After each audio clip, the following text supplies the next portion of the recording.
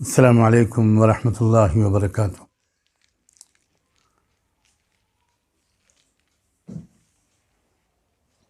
کئی دن سے لگاتار ملک کے مختلف علاقوں سے علماء کرام اور باشعور اور فکرمند مسلمان بھائی اور بزرگ مسجدوں میں باجماعت نمازوں کے نظام کے بارے میں موجودہ حالات کے تناظر میں مجھ سے دریافت کرتے رہے، لیکن میں اسی نتیجے تک اس لیے نہیں پہنچ پا رہا تھا کہ میں فقہ و افتاء کا ماہر بالکل نہیں ہوں۔ میں منتظر تھا کہ اس بارے میں ملک کے جو مقتدر اور معتبر اصحاب افتاء ہیں اور ہمارے علماء میں وہ حضرات جن کی فقہ پر گہری نظر ہوتی ہے، ان کی رائے سامنے آ جائے۔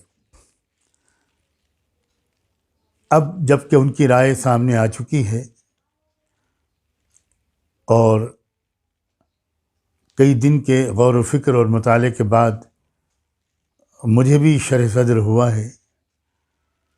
تو میں اب یہ عرض کرنا چاہتا ہوں، بلکہ اپنی طرف سے کچھ عرض کرنے کے بجائے یہ بات کہنا زیادہ مناسب سمجھتا ہوں کہ میری معلومات کے مطابق سب سے پہلے ہمارے ملک کے ممتاز علماء اور اہل افتاء میں اس بارے میں مفتی عزیز الرحمن صاحب، مفتی اعظم مہاراشٹر، جو یقیناً اس وقت صف اول کے اہل افتاء میں جن کا شمار کیا جاتا ہے، انہوں نے اس سلسلے میں ممبئی شہر کے ایک ممتاز دانشور، عالم دین اور ملی رہنما ہمارے محترم دوست مولانا حکیم محمود دریابادی کے استفسار پر ایک تفصیلی جواب تحریری طور پر اور زبانی طور پر عنایت فرمایا، اور بعد میں اس فتوے کی، اس جواب کی تائید بمبئی کے اور غالباً گجرات کے کچھ مشاہیر اہل فتویٰ نے بھی کی۔ اس فتوے کا خلاصہ یہ ہے کہ مسجدوں میں اذان وقت کی پابندی کے ساتھ ہوتی رہے، اور جن مسجدوں میں امام، مؤذن اور خادم وغیرہ حضرات مقیم رہتے ہیں، یہ لوگ حسب معمول نماز باجماعت کا اہتمام جاری رکھیں، اور باقی سب حضرات محلے کے لوگ، مسجد کے 5 وقتہ نمازی، وہ اپنے اپنے گھروں میں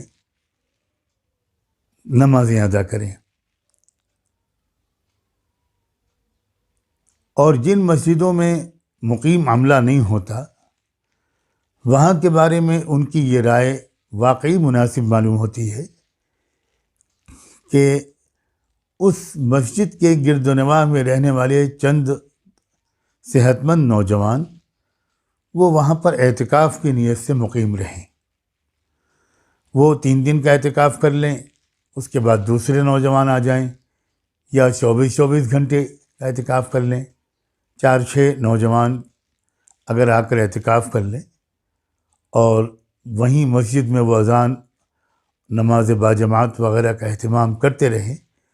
تو یہ زیادہ بہتر شکل ہوگی، کیونکہ اس میں کوئی شک نہیں ہے، اب کوئی شک باقی نہیں رہ گیا کہ یہ وبائی بیماری بہت بھیانک شکل اختیار کر رہی ہے، اور ہمیں اپنی احتیاطوں کو بڑھا دینا ضروری ہے، اور اسلام بھی اس سلسلے میں ہماری حوصلہ افزائی کرتا ہے، رہنمائی کرتا ہے۔ اور اس میں ایک پہلو یہ بھی ہے، ذہن میں رکھیں کہ ہم خود اپنی مسجدوں میں بہت نمازیوں کی تعداد کو کم کر دیں چند دن کے لیے، اس سے پہلے کہ کوئی اور ہماری مسجدوں کو مکفل کر دینے کا حکم جاری کرے۔ اس سے اور ناخوشگواریاں پیدا ہوں گی جس کی اس وقت ملت اور ملک دونوں میں گنجائش نہیں ہے۔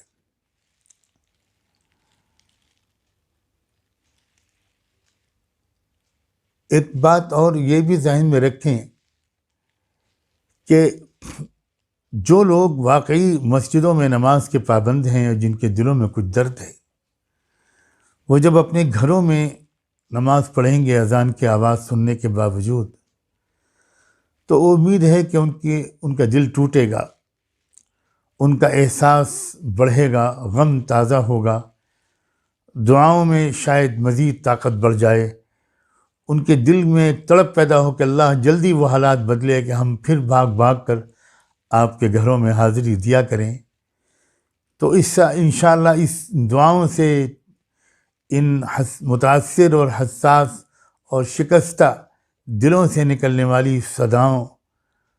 کو زیادہ بارگاہ خداوندی میں پذیرائی ملے اور جلد یہ بلا ٹلے، اور رو رو کر اللہ ہمیں توفیق دے، رو رو کر ہم اپنی امت کے لیے پورے وطن عزیز میں رہنے والے ایک ایک انسان کے لیے اور پوری دنیا میں بسنے والے ایک ایک انسان کے لیے ہم رو رو کر اللہ سے دعائیں مانگیں۔ ہم رحمت للعالمین کے امتی ہیں۔ اس وقت ہمارے دل میں اللہ ملکی اور انسانی برادری کے ایک ایک فرد کی خیرخواہی کا جذبہ اور بڑھا دے۔ اس سے انشاءاللہ نہ صرف یہ کہ یہ بیماری ٹلے گی، بلکہ ہو سکتا ہے کہ ان دعاؤں کی برکت سے ملک میں انصاف اور امن کے دور کا قیام بھی نزدیک تر آ جائے۔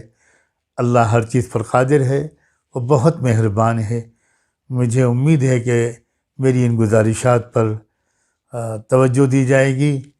اور مسجدوں کے سلسلے میں، نماز باجماعت کے سلسلے میں جو بات عرض کی گئی اس پر عمل ہوگا۔ نماز جمعہ کے بارے میں بھی ہمارے بعض حضرات نے مثلاً حضرت مولانا خالد سیف اللہ رحمانی صاحب نے یہ مشورہ دیا ہے کہ صرف 4-5 حضرات پر مشتمل نماز جمعہ کی جماعت مسجد میں ہو جائے، باقی لوگ اپنے گھروں میں نماز ظہر ادا کریں۔ جتنی تکلیف آپ کو یہ باتیں سنتے وقت ہو رہی ہوگی، یقین کیجئے یہ باتیں کہتے وقت کہنے والے کو بھی اتنی ہی تکلیف ہو رہی ہے۔ اور میں اعتراف کرتا ہوں کہ کئی دن جو میں نے تاخیر کی ہے اس بارے میں کچھ عرض کرنے میں، وہ اس وجہ سے کہ مجھے ہمت نہیں ہو رہی تھی۔ مجھے ڈر لگ رہا تھا کہ کہیں یہ ہماری کمزور ایمان کا نتیجہ نہ ہو، پست ہمتی کا نتیجہ نہ ہو، لیکن بہت غور کرنے کے بعد لگا کہ اسی میں امت کی انسانیت کی خیرخواہی ہے، تو میں نے ہمت کر کے آج یہ بات عرض کی ہے۔ امید ہے کہ آپ اس پر توجہ فرمائیں گے، اور میں یہ بات تو پہلے بھی کہہ چکا ہوں کہ ان دعاؤں کے اہتمام کے ساتھ احتیاطی تدبیریں جو بتائی جا رہی ہیں وہ ضرور بتائیں، ضرور اس کو استعمال کریں۔ خوشی ہے کہ مسلمان تو اللہ کا شکر جو نماز کا پابند ہے، وہ دن میں کئی بار وضو کرتا ہے۔ وضو اور اہتمام سے کریں، تمام سنتوں کے اہتمام کے ساتھ وضو کریں گے تو آپ کی ناک بھی صاف ہوگی، آپ کا حلق بھی صاف ہوگا، آپ کا منہ بھی صاف ہوگا، آپ کے ہاتھ بھی اور زیادہ صاف ہوں گے، تو اور زیادہ آپ انشاءاللہ محفوظ رہیں گے۔ تو احتیاطی تدبیریں جو بتائی جا رہی ہیں، ایک بڑی آسان تدبیر بتا رہے ہیں ڈاکٹر حضرات کہ دن میں کئی بار گرم پانی پیا کریں۔ کتنی آسان ترکیب ہے۔ کہا جاتا ہے کہ یہ جو وائرس ہے یہ حلق میں جا کر پہلے رکتا ہے۔ دیکھیے اللہ کا انتظام، یہ سیدھے اندر پھیپھڑوں میں نہیں جاتا، یہ پہلے حلق میں جا کر رکتا ہے، اور ضرور رکتا ہے، اور کئی دن رکتا ہے۔ اگر یہ پانی پیا جاتا رہے گا تو ڈاکٹر حضرات کے کہنے کے مطابق یہ وائرس پھر یہ ہمارے سانس لینے کے نالی کے ذریعے پھیپھڑے میں جانے کے بجائے یہ حلق سے اتر کر معدے میں چلا جائے گا، اور معدے میں جو ایسڈ تیار ہوتا ہے گیسٹرک،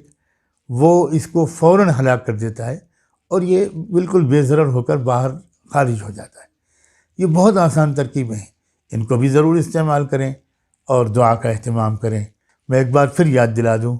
دعاؤں کا اہتمام بہت بڑا ہی ہے۔ دعا عجیب و غریب چیز ہے جو اللہ نے ہم کو دی ہے۔ اللہ تعالیٰ اپنے کیے ہوئے فیصلوں کو بھی دعا کی وجہ سے بدل دیتا ہے۔ ذرا غور تو فرمائیے، کیا طاقت ہے دعا میں۔ ہمیں اعتراف کرنا چاہیے کہ ہم نے اللہ کی دی ہوئی اس نعمت کی قدر نہیں کی۔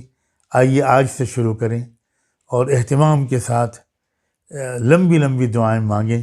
اللہ تعالیٰ ہمیں دعا مانگنے کی توفیق بھی عطا فرمائے اور ہر دعا کو قبول بھی فرمائے۔ جزاکم اللہ وبارک فیکم۔ السلام علیکم ورحمۃ اللہ وبرکاتہ۔ ملت ٹائمز کی ویڈیوز دیکھنے کے لیے یہاں کلک کر کے سبسکرائب کریں اور ہاں، بیل آئیکن ضرور دبائیں۔ اگر فیس بک پر دیکھ رہے ہیں تو پیج لائک کریں۔ تازہ ترین خبروں اور مضامین کے لیے وزٹ کریں ہماری ویب سائٹ www.millettimes.com۔ ہماری یہ website Urdu, Hindi, English تینوں لینگویج میں موجود ہے۔